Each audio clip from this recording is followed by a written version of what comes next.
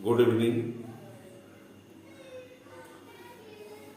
आज के इस वीडियो में फिजिक्स 12th क्लास चैप्टर 6 का एक्सरसाइज क्वेश्चन जो कंटिन्यू 8 बजे आप लोगों को एक वीडियो में आप एक एक्सरसाइज क्वेश्चन आता है।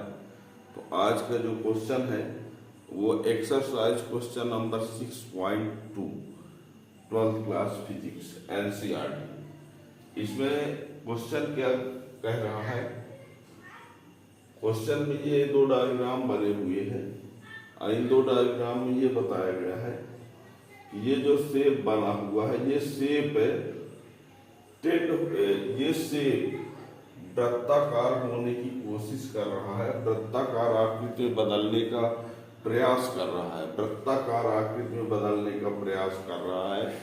और ये जो वृत्ताकार है वो इस प्रकार चेंज होने का प्रयास कर रहा है। मीन्स ये वाला एक्सटेंड होकर प्रसारित होकर के क्या बनना चाहता है, वृत्त।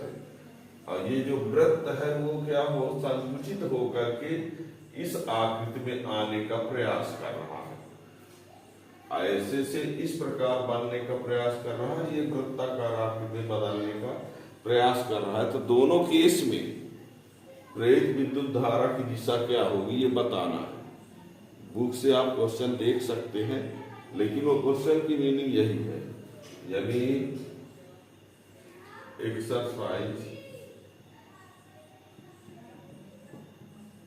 6.2 एनसीईआरटी।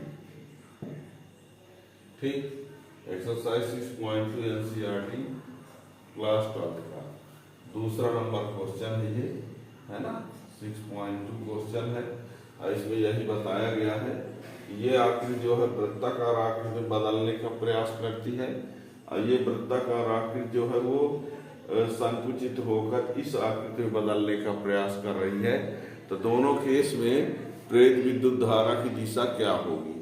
तो आप लोगों को ये बता दें, चाहे लेंज के नियम से ज्ञात करो चाहे दाएं हाथ के नियम से, तो हम आप लोगों को ये बता दें, इसमें अधिक सरलता रहेगी हमको बताने में।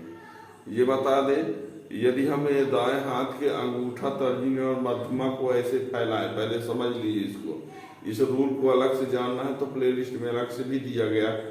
पर यहाँ पर यदि ये मान लीजिए गति को प्रदर्शित करे, वेग को, और ये चुंबकीय क्षेत्र को प्रदर्शित करेगा, ये वेग को प्रदर्शित करे, ये चुंबकीय क्षेत्र को प्रदर्शित करे, तो ये प्रेरित धारा की दिशा को प्रदर्शित करता है।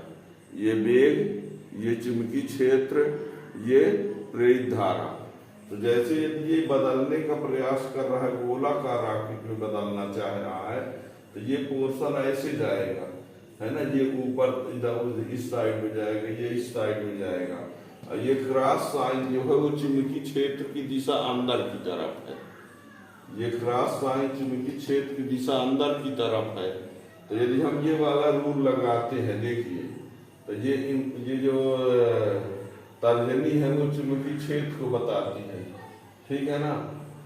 तर्जनी चुंबकीय क्षेत्र को बताती है ये, और ये अंगूठा जो है ये इसकी गति को इधर जाना चाहता, तो ये तो तर्जनी चुंबकीय क्षेत्र को, अंगूठा ये वेग इसकी गति को, तो ये अंगुली जो होगी मध्यमा धारा की दिशा को बताएगी। और जब धारा की दिशा ऐसे चलेगी तो ये क्या हो जाएगा, देखिए, ये तर्जनी चुंबकीय क्षेत्र को, ये अंगूठा इस वेग को और ये धारा को, तो धारा की दिशा इसमें क्या हो जाएगी, एंटी क्लॉक। इसमें धारा की दिशा जो होगी वो क्या होगी, एंटी क्लॉकवाइज होगी, ठीक है ना। धारा की दिशा एंटी क्लॉकवाइज। यहाँ से देखेंगे तो भी यहाँ लगाइए, ये इधर, ये चुंबकीय क्षेत्र, तो ये धारा, तो धारा ऐसे चलेगी, ऐसे, तो एंटी क्लॉकवाइज, ये धारा, इसमें धारा की दिशा एंटी क्लॉकवाइज होगी, ठीक है ना। अब यहाँ पर देखिए, इसमें ये चुंबकीय क्षेत्र जो है वो बाहर की तरफ है, ये डॉट डॉट जो लगा है वो ये बताता है कि ये चुंबकीय क्षेत्र कहाँ है, बाहर की तरफ है। तो चुंबकीय क्षेत्र को बाहर की तरफ करिए। ये अब यहाँ पर थोड़ी सी दिखाने में दिक्कत जा रही है। देखिए ये ऐसे ऐसे करिए, ठीक है ना। ये किसको बता रहा है? वेग को। और ये चुंबकीय क्षेत्र बाहर की तरफ, तो ये किधर जा रहा है? इधर। देखिए तो ये किसको बता रहा है? चुंबकीय क्षेत्र, ये वेग को, और ये चुंबकीय क्षेत्र बाहर की तरफ। तो ये वाली उंगली जो है वो धारा की दिशा। इसमें भी धारा की दिशा क्या होगी? Anti clockwise. इसमें भी धारा की दिशा क्या आएगी? Anti clockwise. अब लगता होगा कि सर ये कैसे हो सकता है? ये फैलने का प्रयास करता है तब भी एंटी क्लॉक, और ये सिकुड़ने का प्रयास करता है तो भी एंटी क्लॉक। तो वजह क्या है? इसमें चुंबकीय क्षेत्र अंदर की तरफ है और इसमें चुंबकीय क्षेत्र जो है बाहर की तरफ है। इसलिए इसके फैलने में भी एंटी क्लॉक आ रहा है और इस वाले के सिकुड़ने में भी क्या आ रहा है? Anti clockwise. ठीक है ना। तो ये इसमें प्रेरित धारा की दिशा बताना है कि ये वृत्ताकार आकृति में होने का प्रयास करता है और ये इस संकुचित होकर के इस आकृति में आने का प्रयास करता है।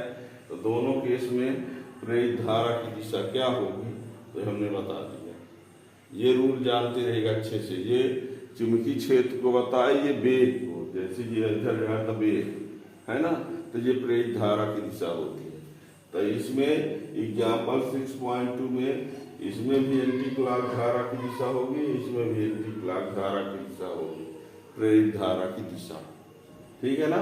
ध्यान दीजिएगा, ये चुंबकीय क्षेत्र अंदर की तरफ है, इसमें चुंबकीय क्षेत्र जो है वो बाहर की तरफ है। ठीक। और आगे आप इस क्रम से 6.2 आज हुआ है, इसके बाद कंटिन्यू 6.37, 6.3, 4, 5, 6 ऐसे आते रहेंगे। हर दिन 8 बजे एक्सरसाइज का एक क्वेश्चन या 2 क्वेश्चन। इसलिए जो कंटिन्यू पढ़ने के लिए चैनल सब्सक्राइब किए रहेंगे तो जब भी उसका वीडियो आएगा तो नोटिफिकेशन मिलता रहेगा। Thank you.